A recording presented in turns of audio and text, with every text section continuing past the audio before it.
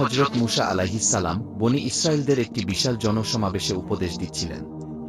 তিনি বললেন, হে বনী ইসরাইলেরা, তোমরা তোমাদের প্রতি আল্লাহ তাআলার দেওয়া অগণিত নেয়ামতগুলোর কথা স্মরণ করো। তোমরা ফেরাউনের দাস-দাসী ছিলে, আল্লাহ তাআলা তোমাদেরকে সেই দাসত্বের শৃঙ্খল থেকে মুক্তি দান করেছেন। আল্লাহ তোমাদের শত্রু ফেরাউনকে সাগরে নিমজ্জিত করে মেরেছেন এবং তোমাদেরকে মুক্তি দান করেছেন। তিনি তোমাদেরকে হেদায়েতের জন্য তাওরাত কিতাব দান করেছেন এবং একজন জলিলুল কদর নবী দান করেছেন, যার সঙ্গে আল্লাহ তাআলা সরাসরি কথা বলেন। আর তিনি সেই নবীকে অগাধ জ্ঞান ও প্রজ্ঞা দান করেছেন। এমন সময়ে একটি লোক দাঁড়িয়ে প্রশ্ন করল, হে আল্লাহর নবী, আপনি আমাদের জন্য পয়গম্বর হিসেবে এসেছেন, আর আমরা আপনাকে মহাজ্ঞানী বলেই মনে করি। তবুও আমাদের মনে একটি কথা জানতে খুবই বাসনা হচ্ছে, আর তা হলো এই যে, বর্তমান দুনিয়াতে আপনার চাইতে বড় জ্ঞানী ব্যক্তি আর কেউ কি আছে? লোকটির প্রশ্ন শুনে হযরত মূসা আলাইহিস সালাম কিছুক্ষণ চিন্তা করে জবাব দিলেন, আমি যেহেতু এই জামানার নবী, অতএব আল্লাহ তাআলা আমাকে যত জ্ঞান বুদ্ধি দান করেছেন, তত জ্ঞান বুদ্ধি ও এলেম আর কাউকে দেওয়া হয়নি। অতএব নিঃসন্দেহে আমি এই যুগের সর্বাপেক্ষা শ্রেষ্ঠ আলেম ও জ্ঞানী ব্যক্তি। হযরত মূসা আলাইহিস সালামের এই জবাবটি এক অর্থে সঠিক ছিল। কেননা তিনি আল্লাহ তাআলার শ্রেষ্ঠ পয়গম্বরদের অন্তর্ভুক্ত ছিলেন। সুতরাং সেই শ্রেণীর পয়গম্বরদের অপেক্ষা সমকালীন জামানায় আর কোনো ব্যক্তি অধিক জ্ঞানী থাকতে পারে না। তবুও তিনি নিজের মুখে নিজের সম্পর্কে এরূপ প্রশংসা করায় আল্লাহ রব্বুল আলামিনের কাছে তার এই উক্তি পছন্দনীয় হয়নি। মূসা আলাইহিস সালামের উচিত ছিল তার কথার সাথে ইনশাআল্লাহ শব্দটি যুক্ত করে নেওয়া। তাই আল্লাহ রব্বুল আলামিন তাকে সতর্কতা অবলম্বনের জন্য এবং শিক্ষা প্রদানের জন্য সংকল্প করলেন। মূসা আলাইহিস সালাম যখন এই জবাব প্রদান করলেন, তখন আল্লাহ রব্বুল আলামিন তাকে ওহীর মাধ্যমে জানিয়ে দিলেন, হে মূসা, দুই সাগরের মিলনস্থলে আমার এক প্রিয় বান্দা আছে, সে তোমার চাইতেও অধিক জ্ঞানী। সুতরাং তোমার এরূপ বলা ঠিক হয়নি এবং নিজেকে এরূপ বড় ভাবাও তোমার জন্য শোভনীয় হয়নি। আমার সেই বান্দার নাম খিজির। তুমি তার সঙ্গে সাক্ষাৎ করলেই কথার সত্যতা উপলব্ধি করতে পারবে। অতঃপর হযরত মূসা আলাইহিস সালাম বললেন, হে আমার প্রতিপালক, আপনি আমাকে বলুন, তাকে আমি কিভাবে পাব, তিনি কোথায় থাকেন? আল্লাহ রব্বুল আলামিন বললেন, আমার সেই বান্দা দুই সাগরের মিলনস্থলে থাকে। পথে আহার করার জন্য খাবার এবং একটি মাছ ভুনা করে সাথে নিয়ে নাও। যেখানে গিয়ে সেই মাছটি জীবিত হবে এবং হারিয়ে যাবে, সেখানেই আমার সেই বান্দার অনুসন্ধান পাবে। অতঃপর মূসা আলাইহিস সালাম হযরত ইউশা আলাইহিস সালামকে সঙ্গে নিয়ে খিজির আলাইহিস সালামের সন্ধানে বেরিয়ে পড়লেন। সাথে তিনি একটি ভুনা করা মাছ ব্যাগের ভিতর নিয়ে নিলেন এবং সেই মাছটি হযরত ইউশাকে দিয়ে বললেন, হে ইউশা, এই ব্যাগের ভিতর একটি মাছ রয়েছে, মাছটির প্রতি সদা সর্বদা লক্ষ্য রাখবে। যেখানে এই মাছটি রহস্যজনকভাবে আমাদের হাতছাড়া হবে, সেই স্থানটি হবে আমাদের গন্তব্যস্থল। এরপরে দুজনে একাধারে অবিরামভাবে কয়েকদিন পথ চলতে লাগলেন। অতঃপর একদিন তারা একটি পাথরের ছায়ায় বিশ্রাম গ্রহণ করার জন্য বসলেন। হযরত মূসা আলাইহিস সালাম সেই পাথরের ছায়ার নিচে বসে অল্প কিছুক্ষণের মধ্যেই নিদ্রামগ্ন হয়ে পড়লেন। আর হযরত ইউশা আলাইহিস সালাম তার পাশেই বসে রইলেন। বুখারী এবং তিরমিজি শরীফের হাদিসে আছে, হযরত মূসা ও ইউশা আলাইহিস সালাম যেই স্থানে বিশ্রামের জন্য যাত্রা বিরতি করেছিলেন, সেই স্থানে আইনে হায়াত নামক একটি কূপ ছিল। সেই কূপের পানি যেকোনো মৃত্যু জিনিসের গায়ে লাগা সাথে সাথেই তা জীবিত হয়ে যেত। আল্লাহর অসীম কুদরতে সেই মাছটির গায়ে আইনে হায়াতের পানি লাগল, আর সাথে সাথে মাছটি জীবিত হয়ে গেল। মাছটি জীবিত হওয়ার পরে তা সমুদ্রের পানিতে নেমে গেল এবং আল্লাহ তাআলার অসীম কুদরতে মাছটি সাঁতার কেটে চলে গেল। কিন্তু মাছটির যাওয়ার পথটি সুড়ঙ্গের মতো স্থির হয়ে জমাটবদ্ধ হয়ে থাকল। এই অলৌকিক ঘটনাটি দেখে হযরত ইউশা আলাইহিস সালাম মনে করলেন যে, মূসা আলাইহিস সালামকে নিদ্রা থেকে জাগাবার কোনো দরকার নেই। তিনি ঘুম থেকে উঠলেই তাকে এই ঘটনা জানিয়ে দিবেন। কিন্তু আল্লাহর কি অপার মহিমা, ইউশা আলাইহিস সালাম এমন একটি গুরুতর ব্যাপার সম্পূর্ণরূপে ভুলে গেলেন। অতঃপর হযরত মূসা আলাইহিস সালাম যখন নিদ্রা হতে জাগ্রত হলেন, ইউশা আলাইহিস সালাম তাকে এই বিষয়ে কোনো কিছুই জানালেন না। সুতরাং মূসা আলাইহিস সালাম এবং তার সঙ্গী ইউশা দুজনে মিলে আবার সমুদ্রের তীর ধরে পথ চলতে লাগলেন। সেই দিনের অবশিষ্ট অংশ এবং দীর্ঘক্ষণ চলার পর হযরত মূসা আলাইহিস সালাম তার সঙ্গী ইউশা আলাইহিস সালামকে বললেন, দুপুরের খাবার বের করো। আমরা এই সফরে খুবই ক্লান্ত হয়ে পড়েছি। তাফসিরে কুরতুবিতে উল্লেখ করা হয়েছে যে, মূসা আলাইহিস সালাম ও তার সঙ্গী ইউশা আলাইহিস সালাম একাধারে কয়েকদিন পথ চলেছিলেন, কিন্তু তাদের তেমন কোনো ক্লান্তি অনুভব হয়নি। যখন তারা সেই স্থানটি অতিক্রম করে চলে গেল, তখন ক্লান্তি তাদের উপর ভীষণভাবে চেপে বসেছিল। আর এই কারণেই হজরত মুসা আলাইহিস সালাম খাবার অনুসন্ধান করেছিলেন। তখন হজরত ইউসা আলাইহিস সালাম বললেন, হুজুর, আপনার কি মনে আছে, আমরা পাথরের ছায়ার নিচে বিশ্রাম গ্রহণ করছিলাম, সেই স্থানে ব্যাগে থাকা মাছটি জীবিত হয়ে সমুদ্রে চলে গিয়েছিল। কিন্তু এই কথাটি আপনাকে মনে করিয়ে দিতে আমার একেবারেই মনে ছিল না।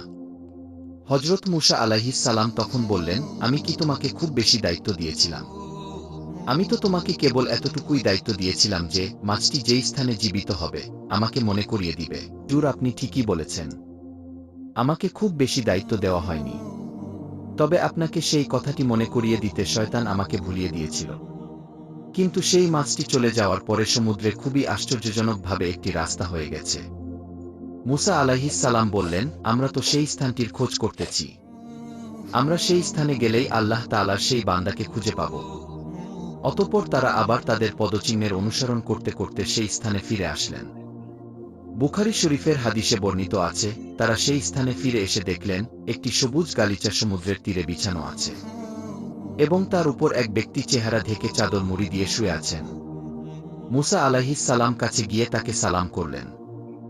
সালাম শুনে খিজির আলাইহিস সালাম চেহারা থেকে চাদর নামিয়ে বললেন, ওয়ালাইকুম আসসালাম।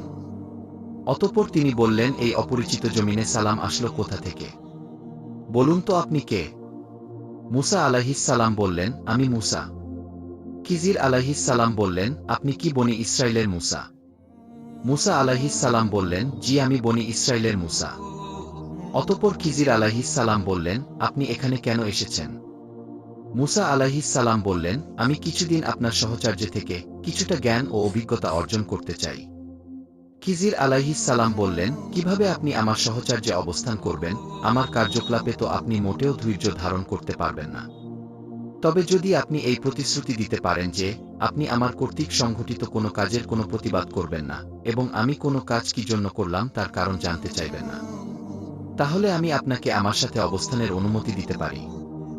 মুসা আলাইহিস সালাম তখন তাকে প্রতিশ্রুতি দিয়ে বললেন, আমি আপনার কোনো বিষয়ে প্রশ্ন করব না এবং আপনার কোনো কাজের উপর মন্তব্য। তিনজন সমুদ্রের তীর ধরে সম্মুখে চলতে লাগলেন। এরপর থেকে আল কুরআনে হজরত ইউসা আলাইহিস সালামের কোনো উল্লেখ পাওয়া যায় না।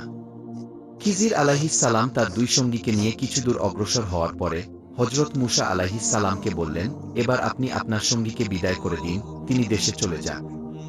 তার কথা মতো মুসা আলাইহিস সালাম ইউসা আলাইহিস সালামকে বললেন, তুমি দেশে চলে যাও। তখন ইউসা আলাইহিস সালাম দেশের পথে রওনা হলেন। তিনি তাদের নিকট থেকে বিদায় গ্রহণের পরে হজরত খিজির আলাইহিস সালাম ও তার সঙ্গী মুসা আলাইহিস সালাম সামনের পথে অগ্রসর হতে লাগলেন। কিছুদূর অগ্রসর হওয়ার পরে তারা একটি নদীর মুখোমুখি হলেন। তারা দেখতে পেলেন সেই নদীতে একখানা নৌকা পাল তুলে কোথায় যেন যাচ্ছে। খিজির আলাইহিস সালাম তখন হাতের ইশারা করে নৌকার মাঝিকে নৌকা তীরে ভিড়ানোর জন্য বললেন। খিজির আলাইহিস সালামের কথা মতো মাঝি নৌকা কূলে ভিড়াল। তিনি মাঝিকে বললেন, তুমি আমাদেরকে নদীর অপর পারে নিয়ে চলো।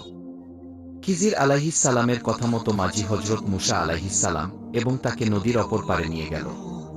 তখন হজরত মুসা আলাইহিস সালাম ও খিজির আলাইহিস সালাম মাঝিকে পারিশ্রমিক দিতে চাইলেন, কিন্তু মাঝি তাদের কাছ থেকে কোনো পারিশ্রমিকই গ্রহণ করল না। এই সময় খিজির আলাইহিস সালাম একটি কুঠার দিয়ে সেই নৌকার একটি তক্তা উঠিয়ে ফেললেন। এতে নৌকাটি ছিদ্র হয়ে গেল।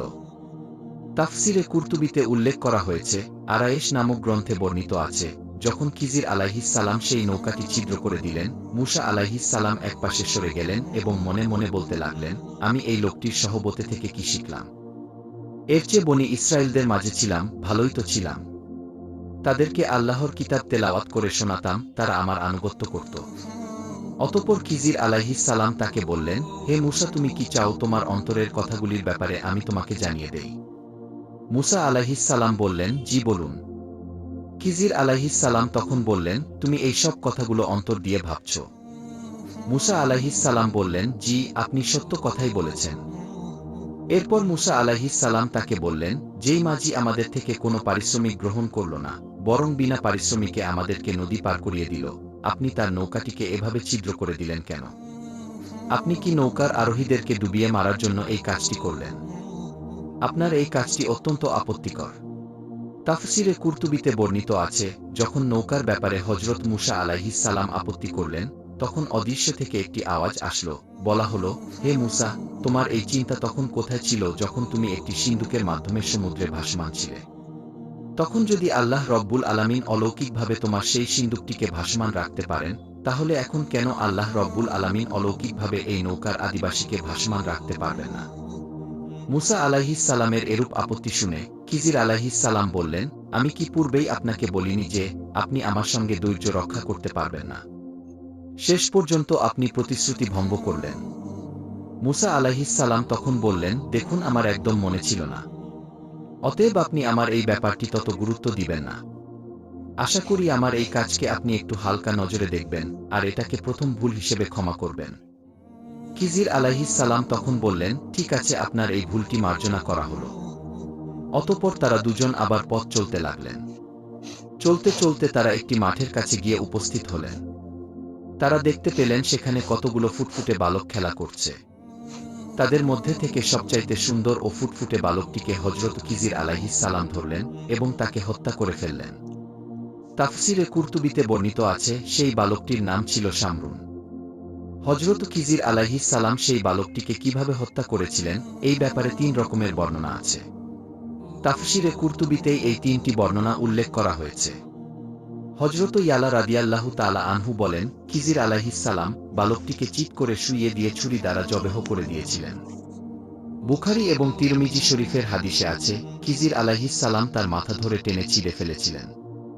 আর তাফসির গ্রন্থে আছে, খিজির আলাইহিস সালাম পাথর দ্বারা তার মাথা থেঁতলিয়ে তাকে হত্যা করেছিলেন। তাফসিরে কুরতুবীর মুসান্নেফে এই ৩টি রেওয়ায়েতকে একসাথে এভাবে বর্ণনা করা হয়েছে যে, প্রথমে হযরত খিজির আলাইহিস সালাম সেই বালকটির মাথায় পাথর দ্বারা আঘাত করেছিলেন। অতঃপর তাকে চিৎ করে শুইয়ে জবেহ করেছিলেন।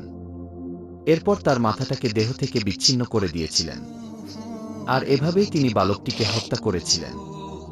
শরীয়তের ধারক বাহক এবং প্রচারক, কঠোর নীতির অনুসারী হযরত মূসা আলাইহিস সালামের মতো একজন তেজস্বী পুরুষ যখন এই নিষ্ঠুর ঘটনা দেখলেন, তিনি আর চুপ থাকতে পারলেন না। তার পূর্বের প্রতিশ্রুতির কথা মনে থাকা সত্ত্বেও এবার তিনি হযরত খিজির আলাইহিস সালামের এমন কর্মকাণ্ড দেখে এবার কঠোর প্রতিবাদ করলেন।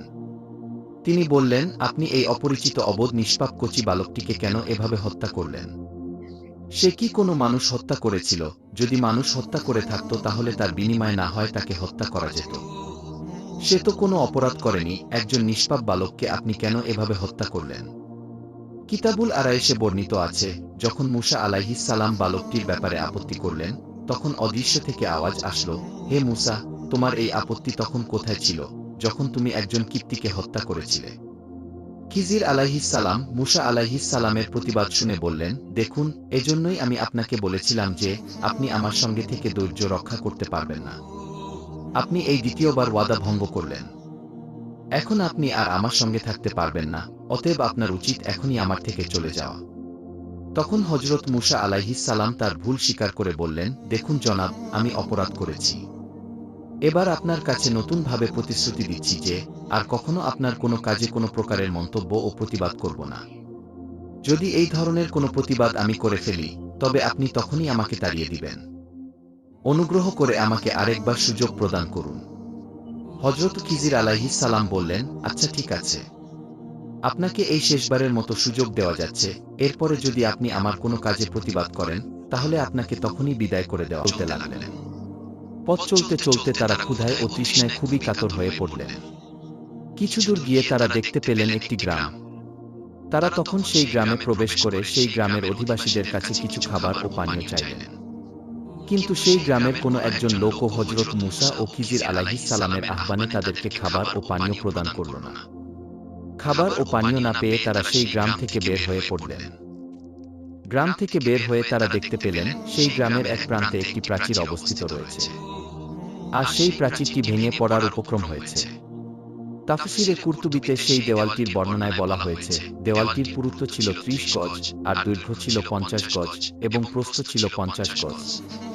খিজির আলাইহিস সালাম যখন দেখলেন সেই দেওয়ালটি হেলে পড়েছে এবং তা ভেঙে পড়ার উপক্রম হয়েছে, তখন তিনি তার হাত দিয়ে সেই দেওয়ালটিকে একটি ঠেলা মারলেন, আর সাথে সাথে দেওয়ালটি সোজা হয়ে গেল।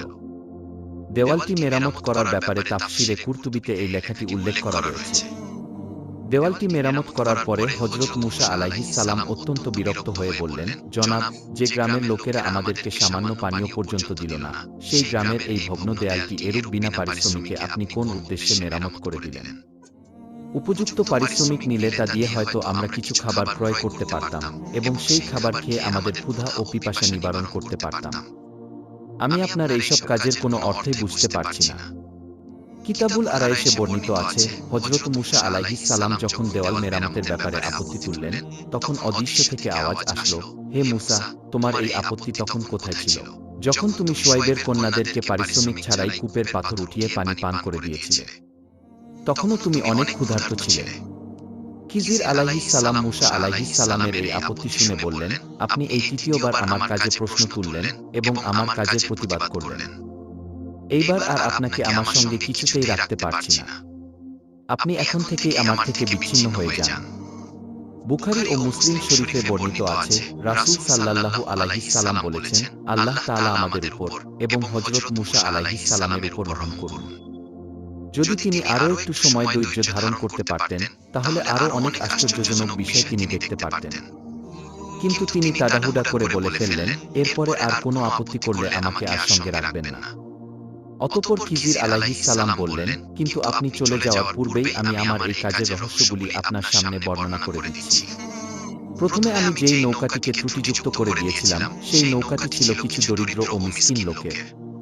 তাফসিরে ইবনে কাছিরে বলা হয়েছে তাদের সংখ্যা ছিল ৭ জন এবং তাদের প্রত্যেকেই এক একটি দুরারোগ্য ব্যাধিতে আক্রান্ত ছিল। খিজির আলাইহিস সালাম আরও বললেন, সেই নৌকার উপার্জন দ্বারাই তাদের সংসার চলত। কিন্তু তাদের পশ্চাতেই ছিল একজন জালিম রাজা, যে দেশের ধনী দরিদ্র নির্বিশেষে প্রত্যেকের নিখুঁত নৌকাগুলি দখল করে যুদ্ধের কাজে লাগাচ্ছিল। আমি যদি সেই নৌকাটিকে ত্রুটিযুক্ত না করে দিতাম, তাহলে রাজার নিষ্ঠুর কর্মচারীরা এসে তাদের কাছ থেকে জোরপূর্বক সেই নৌকাটি দখল করে নিত। আর এ কারণেই আমি নৌকাটিকে ত্রুটিযুক্ত করে সেই জালিম রাজার হাত থেকে গরিব লোকদের নৌকাটি বাঁচিয়ে দিয়েছিলাম। অবশ্য তারা পরবর্তীতে সেই নৌকাটিকে অল্প পরিশ্রমের মাধ্যমেই পুনরায় মেরামত করে নিতে পারবে। হযরত খিজির আলাইহিস সালামের উত্তর শুনে মূসা আলাইহিস সালাম বললেন, এরূপ উদ্দেশ্যে নৌকাখানি ভেঙে ফেলা তো খুবই উত্তম কাজ হয়েছে। অতঃপর খিজির আলাইহিস সালাম আবার বললেন, হে মূসা, এরপর আমি যে বালকটিকে হত্যা করেছি, ওই বালকটির ভিতরে নাস্তিকতার বীজ নিহিত ছিল। সে কাফেরের স্বভাব ও চরিত্র নিয়ে জন্মগ্রহণ করেছিল, অথচ তার পিতামাতা ছিল অত্যন্ত ধার্মিক। আমার ভয় হচ্ছিল যে ওই বালকটি প্রাপ্ত বয়স্ক হয়ে জোর জুলুম করে তার পিতামাতাকেও কুফরিতে লিপ্ত করবে, যার ফলে সে তার পিতামাতাকেও জাহান্নামী করে ছাড়বে। এই কারণে আমি সেই বালকটিকে হত্যা করেছিলাম। অবশ্যই এই ছেলেটির পিতামাতা পুণ্যবান, তাই তারা পুত্রের মৃত্যুতে ধৈর্য ধারণ করবে এবং ধৈর্যের ফলে আল্লাহ রব্বুল আলামিন তাকে এর উত্তম প্রতিদান দান করবেন। এ কথা শুনে মূসা আলাইহিস সালাম বললেন, এই উদ্দেশ্যেই যদি আপনি বালকটিকে হত্যা করে থাকেন, তাহলে তো এটি একটি উত্তম কাজ হয়েছে। অতঃপর হযরত খিজির আলাইহিস সালাম বললেন, এরপর আমি যে প্রাচীরটি মেরামত করে দিয়েছিলাম, সেই প্রাচীরটি ছিল ২ জন এতিম বালকের। বালকদের পিতামাতা অত্যন্ত ধার্মিক ছিল। তারা তাদের সন্তান দুটোর জন্য বেশ কিছু ধনসম্পদ ওই প্রাচীরের নিচে লুকিয়ে রেখেছিল, যাতে তারা প্রাপ্তবয়স্ক এবং বুদ্ধিমান হয়ে ওই ধনসম্পদ প্রাপ্ত হয় এবং ভোগ করতে পারে। কিন্তু যদি ওই প্রাচীরটি ভেঙে পড়ত, তাহলে সেই ধনসম্পদগুলো বের হয়ে পড়ত এবং সেই ধনসম্পদগুলি অন্য লোকদের হাতে চলে যেত। এরূপ ঘটনা ঘটলে ছেলে দুটোর ভাগ্য নষ্ট হয়ে যেত, এজন্যই আমি প্রাচীরটি মেরামত করে দিয়েছিলাম। ঘটনাটি শুনে মূসা আলাইহিস সালাম বললেন, হে খিজির, এরূপ মহৎ উদ্দেশ্য নিয়ে প্রাচীরটি মেরামত করা তো অত্যন্ত সওয়াবের কাজ হয়েছে। অতঃপর হযরত মূসা আলাইহিস সালাম খিজির আলাইহিস সালামের কাছ থেকে বিদায় নেওয়ার পূর্বে তাকে বললেন, আপনি আমাকে কিছু নসিহত করুন। খিজির আলাইহিস সালাম বললেন, সবসময় মুচকি হাসবেন, কখনো অট্ট হাসি দিবেন না। একগুঁয়েমি ও জিদ পরিত্যাগ করবেন, অনর্থক কাজে সময় নষ্ট করবেন না, আর ভুলকারীদের দোষ চর্চা করবেন না। আর হে ইমরানের পুত্র, আল্লাহর দরবারে বেশি বেশি ক্রন্দন করবেন। এরপরেই হযরত মূসা আলাইহিস সালাম খিজির আলাইহিস সালামের কাছ থেকে বিদায় নিয়ে স্বদেশের পথে রওনা হলেন। প্রিয় বন্ধুরা, এটাই ছিল হযরত মূসা ও খিজির আলাইহিস সালামের বিস্ময়কর ঘটনা। আল্লাহ রব্বুল আলামিন আমাদেরকে এই ঘটনাটি থেকে শিক্ষা গ্রহণ করার তৌফিক দান করুন।